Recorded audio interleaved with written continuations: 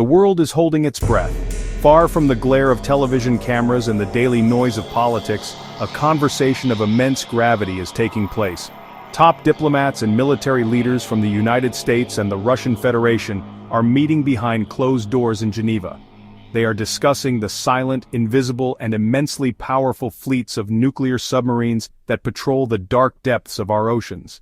This is a story that affects every single person on this planet, whether you live in a bustling metropolis like New York or a quiet village in the countryside. To comprehend the importance of these talks, we must first understand the unique power of a nuclear submarine. Think of it as the ultimate stealth weapon. Unlike bombers or land-based missiles, which can be tracked by satellites and radar, a nuclear-powered ballistic missile submarine can disappear for months at a time. Each of these silent sentinels carries a payload of submarine-launched ballistic missiles. A single one of these missiles can carry multiple warheads, each many times more powerful than the bomb that destroyed Hiroshima. This guaranteed second strike capability is the very foundation of nuclear deterrence, the grim logic that has, so far, prevented nuclear war. The talks currently underway in Geneva are officially known as the Strategic Stability and Deconfliction Dialogue. One of the key items on the agenda is the establishment of deconfliction channels, a reliable line of communication used to avoid accidental clashes between forces operating in the same area. The goal is to create procedures so that if a United States submarine stumbles upon a Russian submarine carrying nuclear missiles, there are clear rules to prevent the encounter from escalating. Ultimately, what both sides hope to achieve is a greater degree of strategic stability, a state where both sides feel secure and neither has an incentive to launch a nuclear strike first. The deep-seated mistrust that negotiators are working to overcome today was forged in the crucible of the Cold War. For more than 4 decades, the two superpowers were locked in an ideological and military struggle. During this era, the oceans became a primary theater of confrontation. United States and Soviet submarines played a relentless and perilous game of hide-and-seek. Perhaps the most famous example occurred during the Cuban Missile Crisis. A Soviet submarine was cornered by the US Navy and its captain prepared to launch a nuclear torpedo. Only the refusal of Officer Vasily Arkhipov prevented a launch that would have triggered nuclear war. These stories underscore the immense pressure on submarine crews operating in a world of shadows and echoes, where a strange sound could be interpreted as a threat. For America's allies in NATO, the dialogue is a welcome development. They depend on the US nuclear umbrella for their security. However, the view from Beijing is markedly different.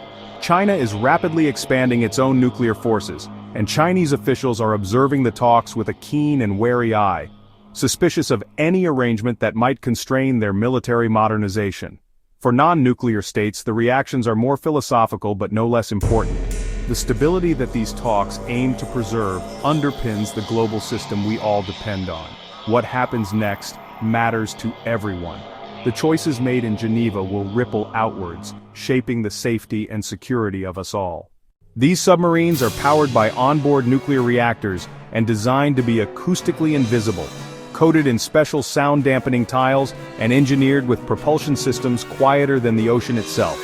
The submarine-launched ballistic missiles carried by these subs are intercontinental in range, meaning they can strike targets virtually anywhere on Earth from their patrol areas in the ocean.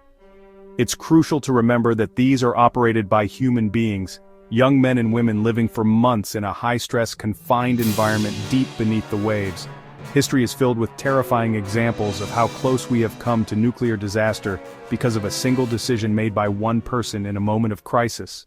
The best-case scenario is a formal agreement establishing military-to-military deconfliction hotlines and principles of safe conduct for undersea operations. Such an outcome would inject much-needed predictability into submarine operations.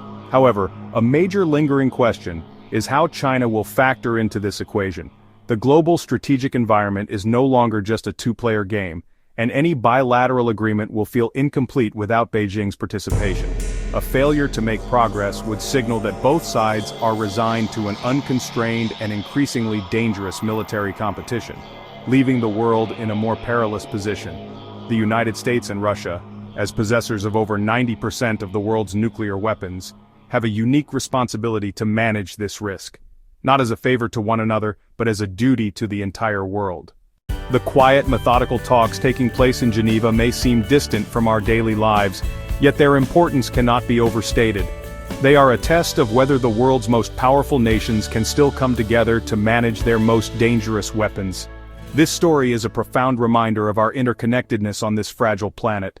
The security of a citizen in Chicago is linked to the actions of a submarine commander in the Barents Sea.